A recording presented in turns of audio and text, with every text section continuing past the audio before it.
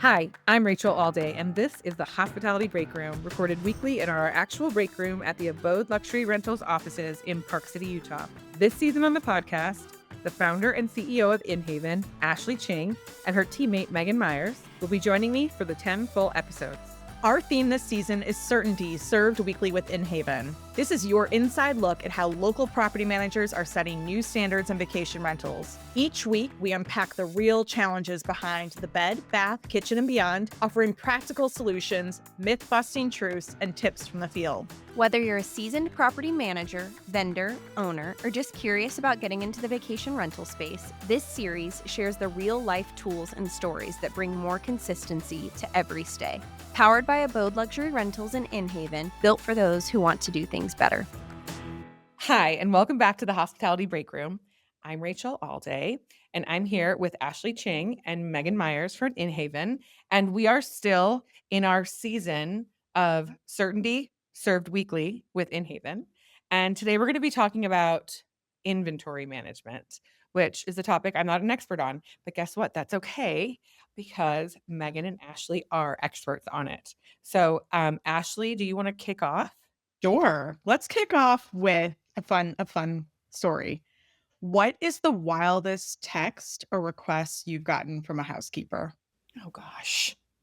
I mean, I always say that our housekeepers are the spies and that we always train them to like send pictures of anything weird, anything that's like suspicious so that we know what's going on in the houses. So that mostly means that we get pictures of bloody towels, but sometimes we get pictures of guns or drugs. Is that exciting? Um, I don't know. Lots of guns and drugs. Yeah. Not together usually. Generally it's guns or drugs. When I was a property manager, we had like a $10,000 piece of art stolen off the wall, Oh, and that was pretty rough. that is rough. We haven't had that. And then we've also had like some crazy parties. A lot of guns and drugs, Mhm. I would say. Yeah. Wow. Yeah. Yeah, I feel like the quantity, like because we're in higher end stuff, so the rates are higher.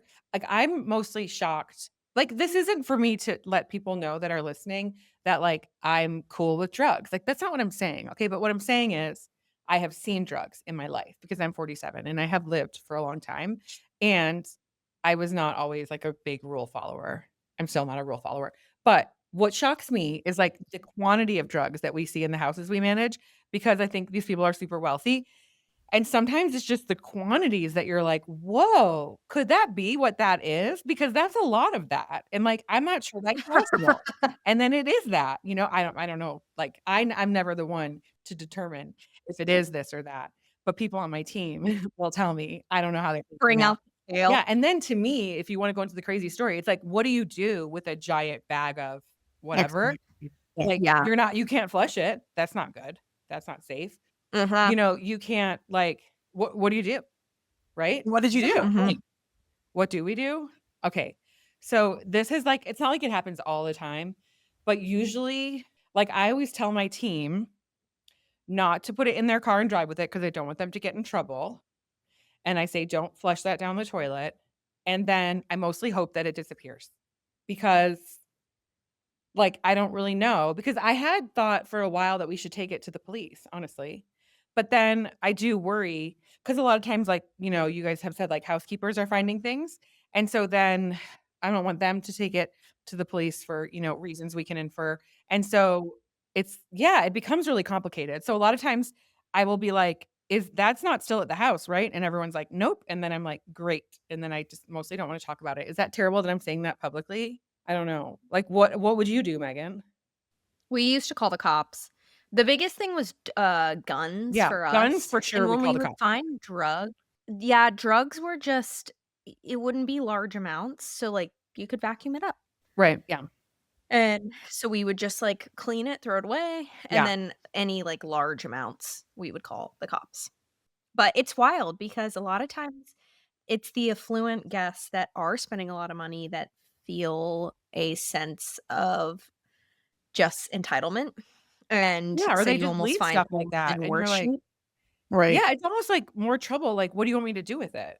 There's, like, this big misconception that guests that spend more money treat homes better, and it's very funny because owners it's like a misconception on the owner part, and we used to have these conversations of, "Hey, I understand that you think that someone that's gonna pay $200 a night is, like, cheapening your home or that they're gonna come and ruin it, but, like, these are often the people that can't afford to take vacations and that do save up money to spend what little money they do have to take a vacation, like, they will treat your home well for the most part, and the homes that we found that were very trashed were people that had spent, like, all this money because they feel entitled. And I haven't seen that consistently. I will say I don't think there's like a great way to make the rule one way or the other because I've seen people be really disrespectful on both ends. So I think the point is like you can't base it just on the nightly rate. Like if you think someone's going to be nicer, I do tend to feel like when people are spending over $5,000 a night, usually, I feel like they are living in a nicer home, so they are especially when you're not allowing too many people to pack in, they generally, like, have a nicer home where they live, so they're understanding, respecting something nice, but there's all kinds of variables, like, with how old the people are and, whatever, and I do think with drugs and guns, the really interesting thing, especially with guns, to me was, like, we one time did have a gun that was left in a house, and the guest called us 2 months later, and so there we didn't find a gun. We didn't know there was a gun left in the house, and it turns out that maybe it wasn't, but what would happen is that a guest called us, like, 2 months after they, left the house, and they said that we left our gun in the house, and we were like, "Oh my gosh, there's been other guests in the house," and, like, we never found it. They said, "Oh, it's up in the bunk room."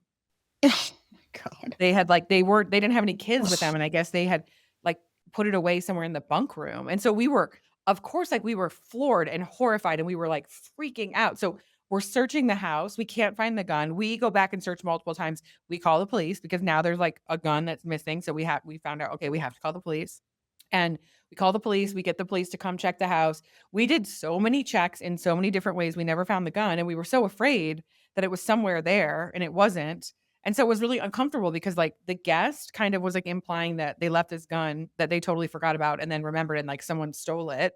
We're worried that there's a gun floating in the house somewhere and some guest is gonna get their hands on it. So to me, it's like some of this stuff that sounds like scary, funny stories is, like, way more serious than, like, we, like, joke about it now, like, "Oh, guns and drugs." But, yeah, I don't know. And the gun Guns thing are is really interesting. scary. Yeah, because like, out west, a lot of people are carrying guns, and so it's not that uncommon that people have guns, but then the ramifications of some of that can be, like, incredibly you just wouldn't think when you go into property management that that's, like, what you're gonna be working with, but yeah. Right. Mhm. So, in inventory, you guys obviously don't want guns and drugs. No, we don't Yeah. inventory guns and drugs.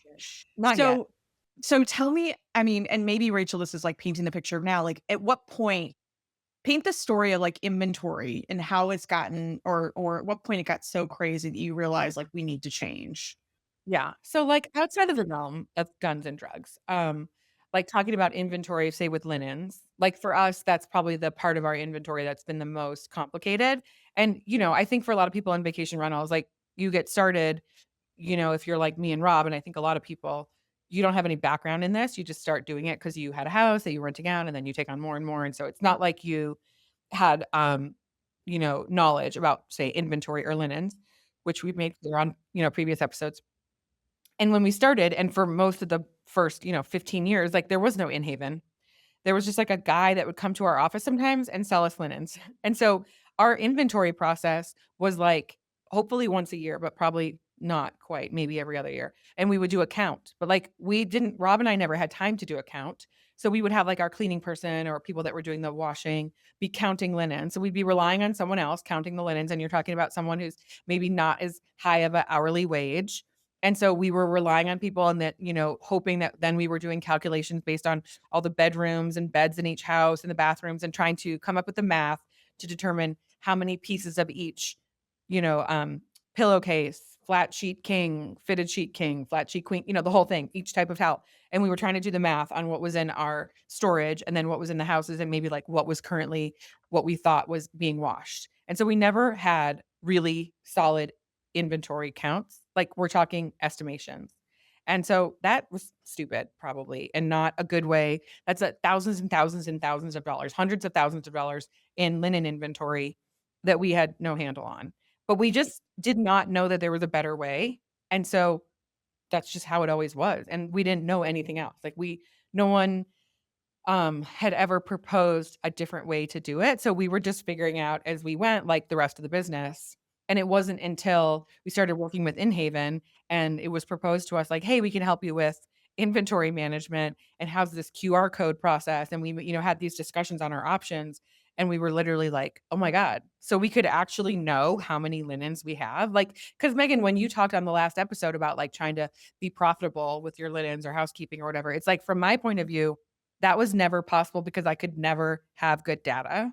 And I know this probably sounds dumb to people that have started in the last few years and have had access to software since they started, but, for some of us when we didn't and we maybe didn't have a big enough team or people on our team that were, super, mathematically inclined and, like, great at data. Yeah, it's, like, really kind of embarrassing to admit this, and so, I always say, like, how InHaven has been this, like, amazing catalyst for us at Abode and, like, for our whole team in all these different ways, but this is just another way, like, it's like, I'm really not making this up, like, all these years, we didn't know how much linen we have. We kind of did, but not really, and so we could never be profitable because it was all just an estimation, and so now, just now, like, we are finally, in the coming weeks, working on knowing how much linen that we currently have and comparing that to like what our bedroom count or bed counts are so we can really have like a solid par and make sure that our current inventory matches what we need and then move forward to profitability. And I think some people would probably tell me that I shouldn't admit all of this, but I can't help it. I think you bring up such a great point. I mean, inventory is management is so much more than counting. You just brought up so many amazing things. Can you talk a little bit about that, Megan, from your perspective? Yeah, of course. I mean, the first time that I realized it was a problem that we didn't have an inventory, I was working for 360 Blue and we were actually in the process of selling. And the buyers came, which for anyone that is selling their vacation rental company or thinking about it, your buyers are going to ask you for a list of assets. And we didn't have one. We had no inventory of anything in the office. We didn't have any linen inventory. We didn't like, we would put in a linen order twice annually. And we just kind of based it off of what we thought we were losing, which we had like a rough attrition number. And, I remember getting this list of, like, due diligence items and it being, like, a full linen inventory and then everything in your maintenance and housekeeping warehouses, and I was like, "Oh my god, this is gonna take forever to get." And throughout the process as we were counting, it is just I remember thinking, like, this could have helped us with forecasting so, so, so much if we had an understanding of we typically go through X light bulbs a month, and we could have an accurate attrition number of linen, which we never really had, just this kind of rough percentage that we would use in the budget. And this process was really helpful because it was months and months prior to actually selling. But during this time period, we were able to really better plan for the upcoming year and honestly set the buyers up for more success. And it was hard that we, got all the way to the end of the company as we knew it before selling, before getting a good inventory count. But I mean, the way that we got it was literally counting and putting it on a spreadsheet. Like there wasn't another option for us. And so I'm really excited about the InHaven inventory tool for obvious reasons. But I think just from a forecasting perspective in general and planning for your losses and budgeting, and it has so much to do with your income and expenses, which, I say on every episode when we do this, the margins are already so small. So anything you can do to increase those, I think is really important. And understanding like a pattern of what you're going to be spending and when, and then what you can stock, which is also really helpful. Like we had so many different types and sizes of air filters, like standard air filters that we had, and we would just kind of guesstimate how many we needed to stock at any given time. And prior to the summer, we would just like completely stock up. But knowing like exact numbers or as close to it would have been extremely helpful. So Megan, really interesting. So you were getting this company ready to sell and you realized you needed to kind of get control of your inventory and your assets. Then you went to Jackson and worked for another large vacation rental management company. What sort of best practices did you bring to your last vacation rental company that you learned from that sale? So the first thing When I started, like, probably my first week, I said, "Do we have an inventory?" This is one thing that I've learned is really, really important for forecasting in general and if we ever plan to sell the company. And there wasn't an inventory. And I think a lot of this was because asking any frontline employees to do any additional work outside of, like, housekeeping is a hard job in general, and so is being a maintenance technician, felt very overwhelming to the company in general, and so we actually had our office employees, our operational office employees go and take a full inventory of all of our linen, all of our maintenance items, housewares, and even, like, our down to our office stuff, like computers and the VIN numbers. That's not right, that's a car. Yeah, yeah, Serial no, but numbers. the You know what I mean? cereal, yeah. So Mhm. and desks, everything that we owned as an asset as a company, and that just became something that was routine to us, and we would do it on a quarterly basis, so we knew what was on hand at any given time, and we would communicate that then with the housekeeping and the frontline team, what we had, what needed to be ordered, and, it actually made their job a lot easier because when things were running low, we often wouldn't know until we had 10 of something left, and they would reach out to us with their hair on fire and say, "Hey, we only have 10 of these special types of air filters left," and we were like, "Oh my god, we have to order those, and it's gonna take 10 days to get them in because we live in Jackson." And this helped them become more prepared, and we were able to print out these inventory lists and say, like, "Okay, here are our minimum quantities. If we ever drop below X, call us, we'll make sure that we get these ordered." And our office team just kind of added that to their quarterly routine, and it was really helpful just to understand what was on hand and really helped us dial in the budget, especially from an expense perspective and planning those expenses because so much of the vacation rental industry in general, being a property manager is managing cash flow, and we all know this from just the balance of escrow and operating funds and making sure that you have accurate cash flow at any given time. And so being able to predict those expenses at the exact months they were going to occur and what those were going to look like was huge for us from a cash flow perspective. It's interesting you bring up forecasting because we work actually really closely with Julie on Rachel's team.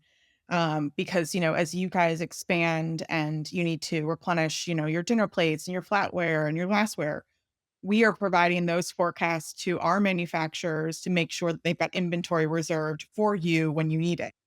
So this data is used well beyond just stocking your own, vacation rentals. It's ensuring that there's stock available for those peak seasons. When she's preparing for the ski season to start, we've got the right numbers in place and we can ship them to you. So, I think there's just so many benefits to having this accurate data or as Oh, accurate it's as possible. massive. Yeah. It's massive. Like, to me, this is something that people probably don't talk about, like, property management company owners and managers probably don't talk about quite enough because I think, honestly, it's embarrassing, right? Like, if you're running a business and, like, Rob and I, the amount of revenue, the amount of millions of dollars of revenue that we do a year as a business is it's a lot. It's mind-blowing to me as someone who started it, from nothing, and when you think about that it's a business of that size, and then thinking about admitting that you don't know your inventory and you don't really have a way to get a handle on it, that is not something that most people would wanna admit, especially not on a podcast.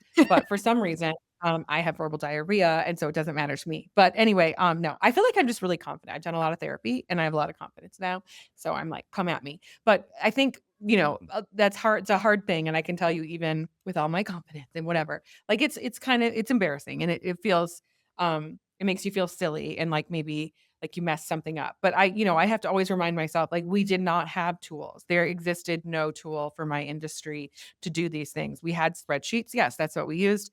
And we probably could have, looked for some sort of inventory management tool that exists for some sort of, procurement company and utilize that. But that was probably too expensive and big for us anyway. And so we were all in this industry for so long. We were just making it up as we went because we had to. And, so I try not to like hate on myself too much or to be too embarrassed. But I think it's good for people to be able to like own up to, okay, this is a really hard thing. We have not had a tool. And then it's a really great, the yin and the yang of that. Like the other Mhm. side of it is like, hey, in Haven's now this tool and they have created these processes so we can stop being embarrassed and start just, working into those processes to actually have good inventory management so that we can do the things that, like say 360 Blue, where they had a lot of people that were really, data minded and were, ready and willing to start doing some of these things that now we can match that. And we don't have to be, running a business in a way that's just not as complete. Because when you talk about profitability, I can sit here and tell you that, I don't think I'm profitable with my linen program or my housekeeping. And I can tell you that we try to have a 2 par, but like I'm admitting to you, up until now, I don't know if I exactly had a 2 par, Yeah. 2 and Which I think is like super so normal. Like, I think that that probably is the overwhelming majority of property managers. I think this should be like a group therapy session is what I'm Yeah. saying. It's like, "Hey, if you're listening and you feel like you're like, 'Yeah, me too,' like, it's okay. You don't have to hide it Yeah. anymore." Right. But you could also call Ashley and Megan and, like, you could just let it out, be transparent, admit what we've done, and then we can solve it and move forward. There's many other things we've all been doing wrong that we could do better over time, so Yeah, share. and we've been talking about a lot of, I mean, Abode and 360. These are large vacation rental companies, but you don't need to be large in size to benefit from having these types of processes in place. So I think it's really for everyone. Everyone can kind of get control of their inventory, no matter what kind of size business they have. So It's such a sense of security to know, that you can do it. Like, for me, it feel like just as you guys were talking, Megan, or either of you, it's like I'm thinking as you're talking, like, "Wow, I'm gonna be able to actually have these numbers, like, for the first time ever." That's just such a relief. yeah. You're gonna look your budget with fresh eyes soon.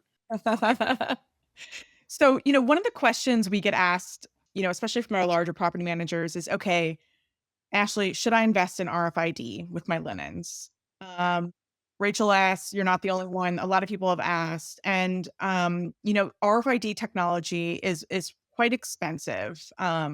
First you have to chip or have, the threads added to all of your linens. And there's different types of RFID chips, ones that are like active that they're constantly providing information, or others that are more passive that have to go through a machine to get the count. So you kind of have to decide what you want, and then not all those chips are lifetime, so they sometimes break and whatever and don't work. But then you have to buy the machinery to pass that through, or the wands that you have your team, using to count the inventory. But what was surprising to me was the software cost alone. Just the annual software costs were just so high, and it typically would exceed your normal attrition rate of 20 to 30%. Just that cost of linens, having that software. So, we've always recommended it, at least until now, just because of the cost perspective, that it's just not worth the vacation rental industry investing in this type of technology. Just that's just my thought. But what do you guys think on RFID? I mean, it's just not to me, it's like you're better off just having someone manually count it. It's really not. I mean, the time that it's gonna take to get everything set up, to invest in it, the money that it's gonna take, like, you'll spend less money just having an employee count your sheets. And, I mean, that's obviously still not the way, but we looked into RFID 6, 7 years ago probably for the first time, and there was never an ROI that made sense on it. And to be honest, I think it overcomplicates something that doesn't have to be very complicated. I mean, okay, so from my standpoint, I was really hot to trot on RFID, and if I'm honest, even after everything you said, like, I still wish that I could do it, and I guess that's because of my own like, why is everything that I say why does it all have a therapy spin, you guys? But, okay, I did have Same, therapy this morning, honestly. so I don't know. Yeah. But anyway, so the thing is, like, I have baggage on this, but we have had, housekeeping scenarios where we have found out that, the housekeepers are, like, using linens for other houses that they, clean or whatever. And so in learning that, we have, realized that, okay, we don't have great inventory and we don't have a way to know if our linens are going missing. Not very well. And so that's costing us a lot of money, surely.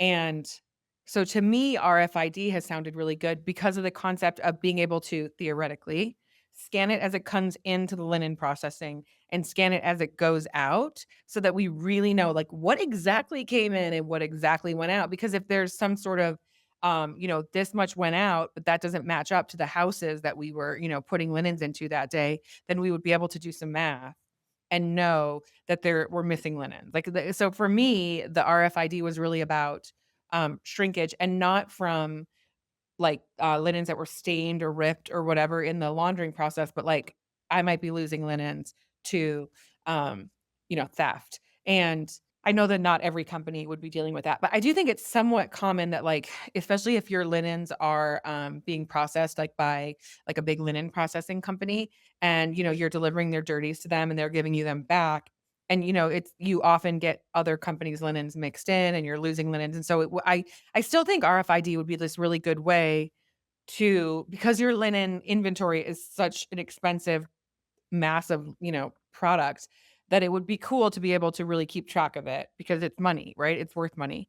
But I do think after talking with InHaven, and we're gonna, now we're going with the QR code based inventory. And for us, from where we've been going to QR code, I feel like it's a huge jump and it's perfect for us. But I do still kind of dream of RFID tags. I'm not Yeah, gonna and lie. one of when I was talking to some of the manufacturers about this, one of the things that they said was you could, chip a couple of items just to kind of scare the linen facility or just to put them on warning that you're chipping some, maybe 10% of your assortment, and that you're scanning just to see how often you're losing that part of it. So that's a way to just, and it more as a scare tactic. It's just the software expense was so crazy high. Yeah, I remember that. Yeah.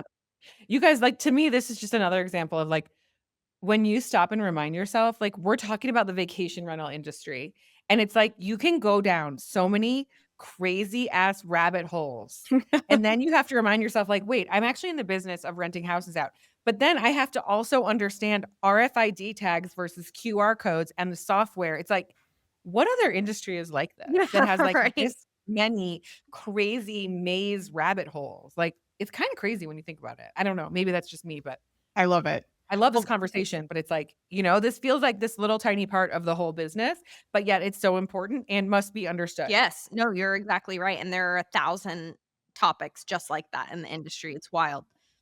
and in 2 weeks, so I'm going out to Park City to work with Rachel's team to implement this QR code system. So we'll have lots to talk about. But after that, but I'll actually be in, I think I'll be in Park City for our filming that week. If Oh, the filming works that week, yeah, yeah, I think it we'll will. see. Yeah. Yeah. Anyway, so we'll have lots to chat about, how it's working with bringing things in via QR code and taking things out of the laundry facility. I feel like it's gonna go really awesome, and I'm super excited.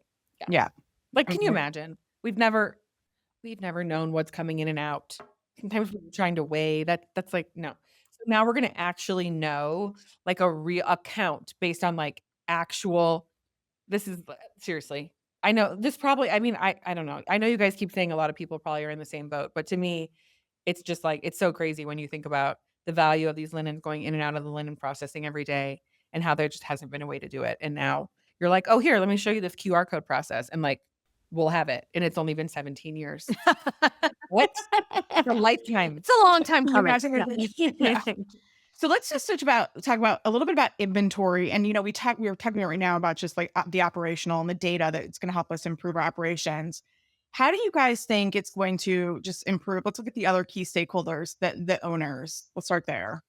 I think just from a overall owner experience perspective, you never wanna get on the phone with an owner and tell them that you're out of something, right? Like, that is part of what you're selling to the owner in the very beginning of the conversation is, "Hey, we keep all of these items stocked for you." If an owner is in town and something breaks, like a refrigerator, we wanna be able to bring them a loaner refrigerator immediately.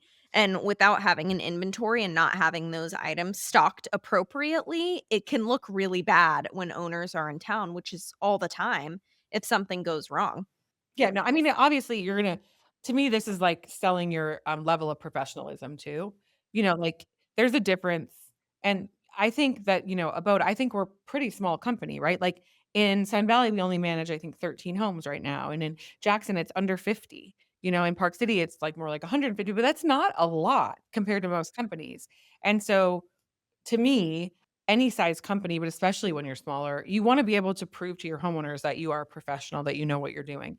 And me just saying how many years I've been doing it, that doesn't really cut it for a lot of people. And so I think being able to talk about our inventory process, and I can say, like, even with, one of my other favorite companies, Breezeway, when Breezeway came into the game with us and we started using Breezeway and we had the ability to use their inventory process, when we, onboard a house, that was a game changer. And when I would tell homeowners that I was going to use this inventory software to, keep track of everything in the house, then that really, I could see it in the homeowners' eyes that they felt like, oh, wow, okay, that's legit. And then as we've started working with InHaven and we have these more improved processes now with inventory within our business and everything that we're keeping, stock of for at the offices, and then also being able to properly inventory at the houses and be able to replace inventory like we've talked about with, plates and whatnot.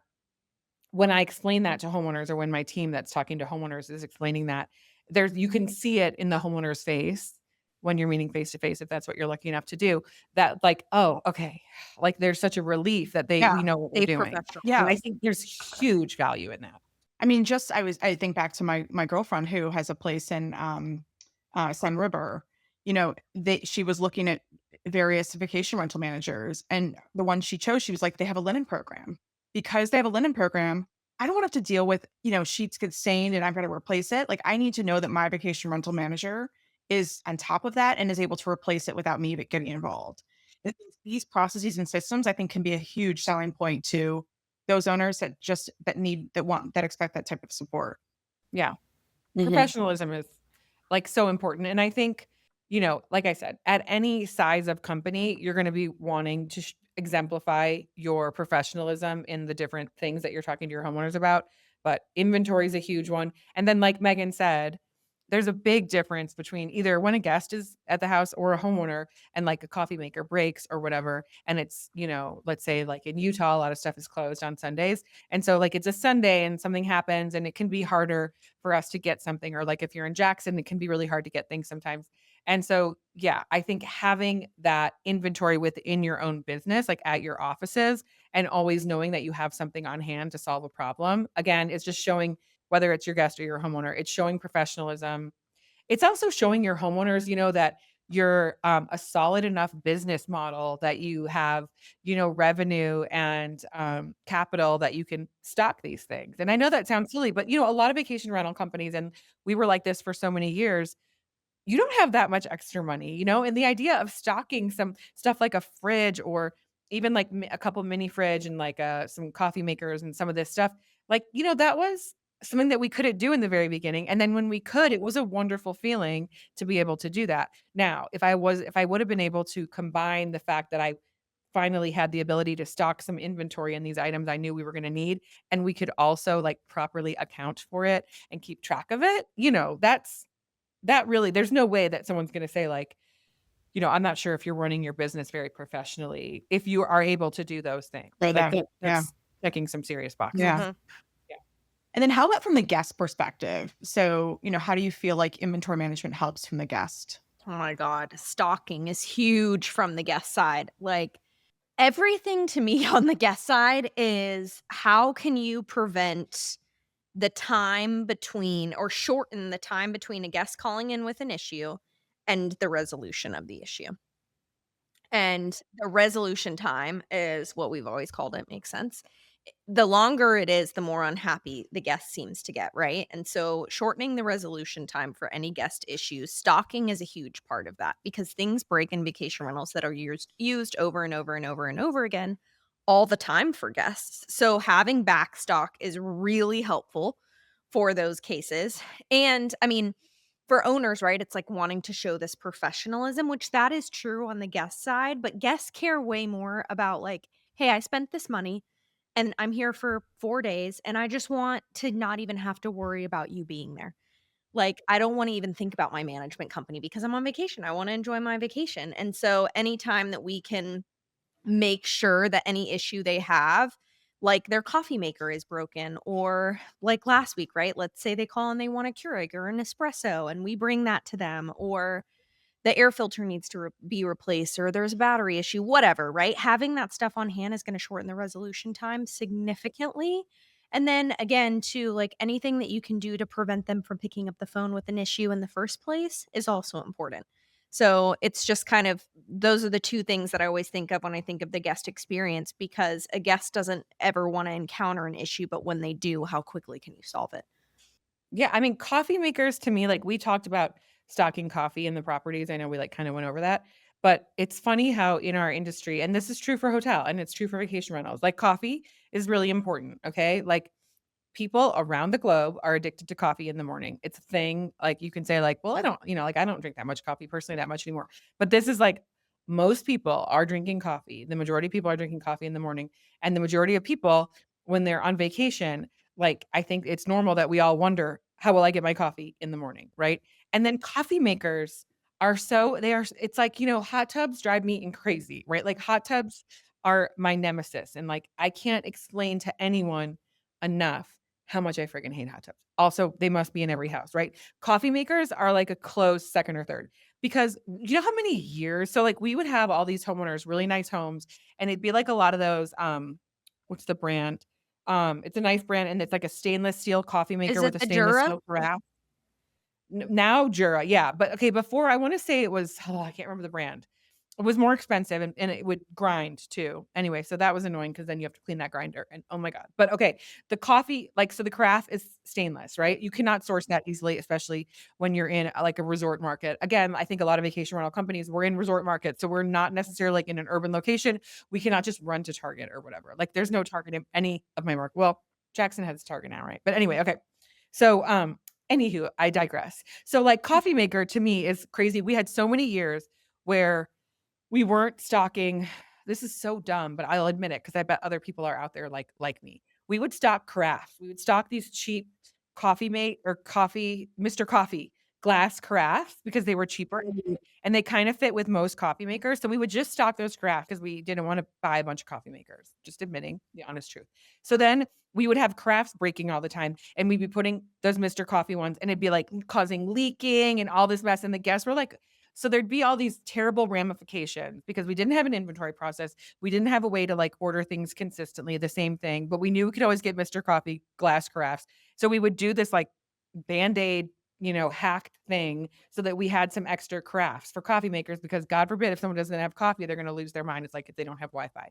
And so years went around where we tried all these back and forth ways where we would make sure that we had something on hand until we finally were able to feel comfortable spending enough money to stock decent coffee makers. But still, up until we started working with InHaven, no inventory process. So now we finally had coffee makers that we were stocking, but like, I don't know, where do they all go? I'm not sure. Like, no one really, and so it's like a whole thing. And I think that you cannot overstate the importance of, like, certain things in vacation rentals, and honestly, coffee is a big one, and being able like, we could talk about inventory all day, but I bet you what would resonate with most vacation rental company owners is like, "Hey, you can inventory all that shit. You can inventory your air filters, and there's everything that's important too, but, like, hey, what if you could keep stock of coffee makers? You could feel good about the money you're spending on that inventory. You know what you have on hand, and you would never have to worry about getting that call on a Sunday morning that somebody's coffee carafe is broken and nobody can find one locally that's gonna fit, and now we're all gonna freak out and someone's gonna have to drive an hour and a half to go get a coffee carafe or a whole coffee maker for that person so they don't write us a bad review. So to me, like, the coffee discussion when it comes to inventory is, like, kind of like a good quintessential example because when you're screwed in a situation with a coffee maker, like, that can be a terrible review, that can be someone wanting money back, and it seems like such a small thing that you could easily fix with an inventory process. But if you didn't have an inventory process and no software to get behind it, you could literally get in a bad situation like that over something as simple as a coffee maker. I was in Vermont last weekend, and stayed at the most amazing vacation rental. It was in like up near Manchester, and it was fully stocked. I mean, with all the same white plates, all the same. I mean, and the kitchenware was amazing. And in the bathrooms, you'd like open up a drawer, it'd be like all these, tampons and pads and Oh my all the gosh. things you would Incredible. need. Really nice shampoo, conditioner. It was so thoughtful. And so I was I've never thinking been to that like Vermont. I kinda want the link on that one. that idea like just surprises and delights you, right? Because I didn't expect it. We weren't paying a ton of money for this rental, but it just was like a nice surprise and delight. Wow, this owner is so thoughtful. The one thing, and I'm curious to see how you guys do this. I went to go cut up some fruit for my kids, and the knives were awful. Like, I couldn't cut a straight line in an apple. And I wanna, like, send the owner of this vacation rental, like, "Please buy this self-sharpening knife set," which now I think a lot of people are buying because they just stay sharp all the time. But how do you guys inventory knives? And then, like, what's the process there? Another really hard one. We never tested the sharpness of knives unless it was like the annual inspection. It is like that's something the Airbnb I'm staying in right now, it's the same thing. All the knives are so dull. And actually, my husband and I, we live in a short-term rental that was turned long-term for us, and our knives are so dull. They're horrible. We just like use our own luckily he's a chef, so we have a bunch of Japanese knives.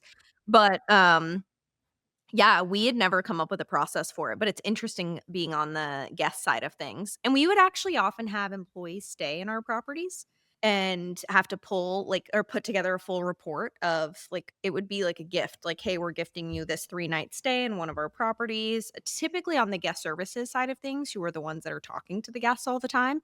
And they would come back with these like full reports, and that's something that's really interesting to put on there is the knife issue. Yeah. We do test days, like, when we sign a property on, we'll have a team member do a test day if the homeowner approves it. I would say with knives, when we do, like, an annual inspection, then that's when we're supposed to be looking for stuff like that, and sometimes we're not finding out that the knives are bad until someone Mhm. complains, and I think knives are really freaking hard because, like, with us, with these more expensive homes, a lot of times the homeowners will have nice knives to start. They will and so it's this whole push and pull again because they bought expensive knives. So they're not gonna be as easy to talk into a new set because they're gonna be like, "Well, I bought those, like, 5 years ago, and they were, like, really sharp," you know? But in these markets where we are, knife sharpening like, when I grew up on the in the suburbs of Chicago, we had a guy that would, like, come around the neighborhood every quarter or whatever, knife sharpening, right? And there were places you could take your knives to go get knife sharpened, but, like, that's not very common in the places where we operate. And so, like, what do you do? What do you So wanna send them off? we have a couple of customers that actually do have an annual knife sharpening, and they charge the owner, and I'm sure there's a Yeah, markup in there. So it's like Interesting. another good revenue, idea. opportunity. Yeah. Yeah, because that's a really hard one because it's like and to me, there's so many things in our business that are like this, but it's like that's a hard one to draw a line on because some homes are gonna have really nice knife sets. And like if I sign a home and we do the full inventory, we tell the homeowner what we think they should do. If they have really nice knives, I'm not gonna tell them get rid of those, right? We'll use them. But then at some point they will become dull. And then it's kind of a push and pull between can these be nicely sharpened or like maybe they're not nice enough to be sharpened and we need new, like there's this whole and there's opinions on that. Like, some people I don't know, I'm not a knife expert, but I have become aware over the years. It's like when I got married the first time because yes, I've been married twice. Okay. Oh my god. I didn't know that. Yeah. Oh my I god. better watch out. Something's on the line. Yeah. We need to have like one final episode where okay, this is why have we never talked about this? All right. Sidetrack. It's very chic Okay. to be divorced before you're 30, okay? I call it a practice marriage. That's And I exactly was what divorced before I was 30 for sure.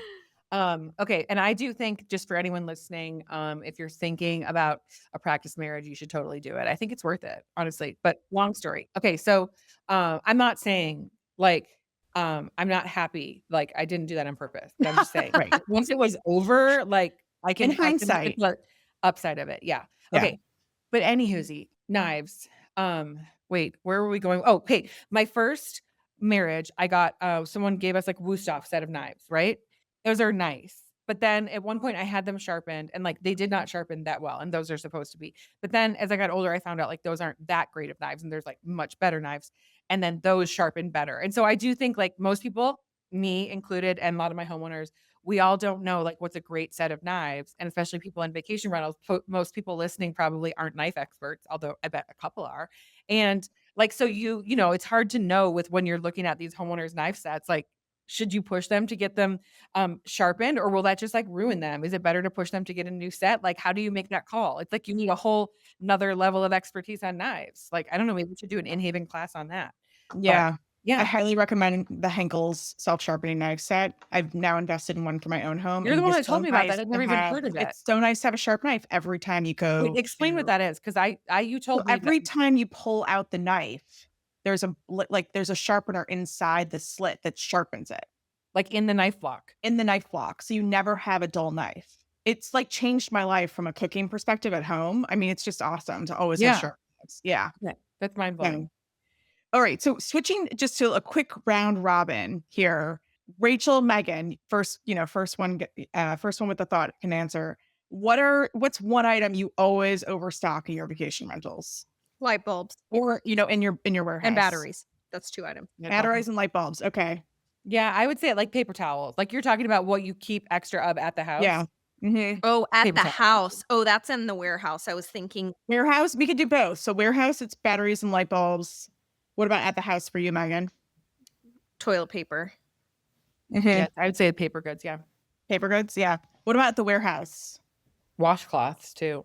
Yeah, Pillowcases. Like pillowcases just like, I don't know. They They go. dissolve. They just Yep. like, where do they go? Mhm. Crow legs. Spoons. What item do you guys always forget to reorder? You talked about it before. I think for me, it's like all the random ass sizes of the air filters. Yeah, the Always air these weird filters. ones. I'm like, can we like make them custom? Like, can we get some kit where you just like buy the thing and then you can like cut it to fit and put the rim around it? Cause it's like, why are there so many weird sizes? Why do we have to keep making new size like HVAC that needs a different size? Can we just make HVAC? You can't possibly keep enough of all these different sizes. Yeah, once it gets custom, that's when it's super frustrating. I would say firewood. Oh yeah. Yep. What about the biggest inventory mistake that you've learned from? Ooh, not having one. Okay. That's a big Same. Yeah.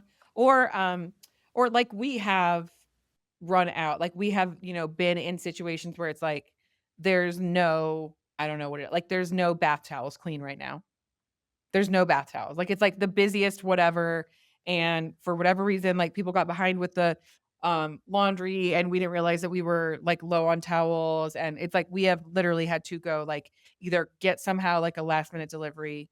This hasn't happened for some years, but, like, it definitely happened more than once, and it was usually towels, or pillowcases. Those are the 2 where it's, like, we've had freakouts where I'm, like, at Bed Bath& and Beyond or, like, I know it doesn't exist anymore, but I'm sorry I'm old, but also like Home Goods or something, and I'm like trying to buy all the white pillowcases there because Right. yeah, like that has Yeah. Yeah. not been me. It is really interesting. Like, I remember when I started at Outpost, this is how new linen would be ordered. The housekeepers would put together or the housekeeping managers would put together a cart on Amazon and also contact our linen vendor at the time. And they would place the order. And if it was over like $25,000, they would say, "Hey, we need to place a $40,000 linen order." And then we would just do it. And there was no like data to back it up. And that was a huge miss. And I Hi, I'm remember living in that world. yeah. We don't do Amazon linens, but like I am not far off. Like we've, just started working with In Haven, so we're getting better and now we're implementing this good inventory process. But like it is not many moons ago that so our housekeepers would have placed the order, but they would be telling us, we need about this many of this and this many of this, and then we would order it. Yeah. And Because you when wake you up don't one have day good and you're data, like, "But how you do can't say, "No, you we need don't." that Right. much?" Right. Well, you can't say, "No, we don't need it," because what are you working off of? Your estimate from 2 years ago? I started looking at the numbers, and that's honestly how I remember being like, "This doesn't make any sense," because it would say we needed, like, 2,000 This is how we are pillowcases, always. but, like, Yeah. 500 king flat sheets, and I'm like, Uh-huh. "Something doesn't feel right Yeah, to no, me." this is me and Rob to this day, like, not exactly today, but, like, very recently, we'll be like, "Do we really? This doesn't make sense." And then you're just like, "Guess we have to." Yeah. And then you Right. yeah. But then the alternative, right, as a property manager, when you're just busy and you're trying to get through the next week is like, you Right. don't wanna run out. Yeah, So, no, you can't run out. you're like, "Okay, we have to say yes to a certain degree, but, like, we also need this solution where" to me, like, any invoice should be backed up by the data to support it, right? Like, if we're gonna spend money on anything, this is exactly why we're gonna spend it. And not having an answer to that question, I think, is the problem. Well, and if you've been doing it that way for so long, it kinda gets easier. Like, in the beginning, I remember being like, "This is not right. This is a mess," but then over and over, you're kinda just like, this isn't right, but like, well, I don't know, what else should we do? Maybe we should make a new spreadsheet. Like that was our options. Like, should we make a different spreadsheet? Maybe we should have someone else count Yeah. that's it. Those are your options. Yeah. Yeah. All right. And last one, most underrated supply that you swear by. I feel like my recent answer since our partnership with Aunt Flo has to be like feminine care products. I think that's so cool. That is cool. We haven't like done that yet, but I love that. I want to get into that. Yeah, I mean, I would say probably I don't think it's underrated by like other people in the industry, but I would say maybe people who aren't in the industry maybe wouldn't realize like the coffee maker thing. I feel like that has come up consistently over all these years, over and over and over.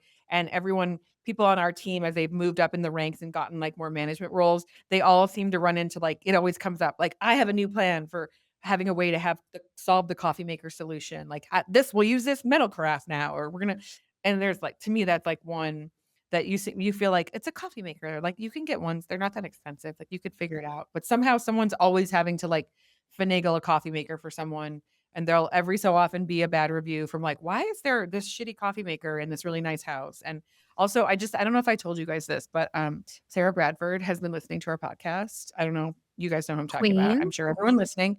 Yeah, because, she's doing consulting for us, and she's been listening, and, she told me I shouldn't swear. But I told her I gotta Tell her be not me. to listen to my podcast. I told her I gotta be me, and I'm sweary. But she said I just shouldn't at least I shouldn't say the F word. So I'm really sorry, and I hope I'm not offending anyone, but I feel like authenticity is important. I didn't So even notice important. My that you words. swore, to be honest. So Oh, I swear a lot, but to me, it's just like I actually intensity. I haven't heard Rachel swear. I've been swearing on In this my whole episode. I Oh, love it. really? See, I you're my haven't heard people. any of it. But But Sarah Bradford people too, but Sarah Bradford must have loved our last episode because she was the one who asked me spices or like, do you keep the spices or do you trash it? Do you keep the ketchup or do you? She's got a strong opinion, and I guess she does. She and her partner T yeah, Yeah. they had a podcast that podcast. it just They ended after like differ on 8 this. years. She believes that you should keep whatever the guest leaves. Yeah. Like you can reuse it. Just like when you go into a restaurant, like if there's ketchup on your table, you reuse it. You don't worry about, who was there last using the It's ketchup just on hard the table. to, this topic, I know we'd already Sorry, Sarah. I'm on well, Tim's I side. well, Mhm. I'm on the side of like err towards throwing everything out. But personally, like if I'm drawing a personal line, I don't know why we're back on this topic, but why not? To me, like some spices are okay, but there should not be condiments in the fridge. I draw the line at condiments in the fridge. That grosses me out. And I don't like condiments in a pantry. Like a few spices are fine. But to me, if I open a pantry and there's like dry goods type condiments or something, like that's gross. Okay. It's gross. And I don't think it's right. So Well, here's my thing. At a restaurant, you understand and expect that you are going in to eat immediately after somebody else and that someone else is going to come after you, right? And you're only there to eat. You're not sleeping in a restaurant. You're not showering in a restaurant, right? Like there's something about checking in to a clean home that is void of everything that you associate it with. There haven't been hundreds of other people that have slept in this bed, and, like, that's what you want a guest to feel like when they come in, and so that's kinda where I stand on it. I mean, it's wasteful for sure, but we would always give those items to the housekeepers. right. I agree. It's not like all going in the trash. It's like people can yeah. There's so many things like this in our industry. See, and I always wonder, like, is it because this is my job and I've been doing this job for so long that I think like my job is so uniquely complicated? Like I know that's a human condition but I feel like is this just because this is what we do or is it really like I wish I could get some like outside person to give me like a quantification, qualification on like how seriously complicated our industry is or not. I don't know. Having come from the outside, like just corporate world, it's very complicated because everyone's small businesses, they're wearing multiple hats and you're managing to owners and guests. You've got all these different key stakeholders, your teams, keeping housekeeping on. I think it's super complicated. I think hospitality in general is super complicated. Yeah. I think so too. So Thanks. Thanks for validating me. yeah. Yeah. You're my hero. Yeah, right. I am your agent of chaos. Like, I feel like, I have, like, no end to the amount of chaos and issues that we can bring to In Haven to help solve. Like, there will be no end to our relationship because Well, we love once we solving solve one solving thing, we'll problems. just find the next thing. It's That's our everyone. thing. Everyone's experiencing these. You're not alone. I So, mean, okay, yeah. that's nice. We go through everything on our list. I think we got through everything. I feel like this was our most efficient episode. What Yeah. do you guys think? These weeks, they're flying by. I know. It's crazy. Is this 5? I think it's This is 5. 5. I think we should keep Right? season or episode 6 a secret because I think we need to discuss that Okay. a little It's a bit. But mystery. We're it's a not mystery, but it'll be fun. we're doing ASMR. It's going to be all about drugs and guns. Yeah, right. Yeah, certainty served weekly with drugs and guns. Just Yes, exactly. okay. Well, thank you to the millions and billions and trillions of listeners that we have out there for listening to our 5th halfway through this season episode. And we hope that you'll come back next time when we talk about a secret topic. And until then, have a great next few days. And then hopefully you'll just be preparing until you can hear our voices or see our lovely faces again. Thanks for listening to the Hospitality Break Room with Certainty Served Weekly with In Haven.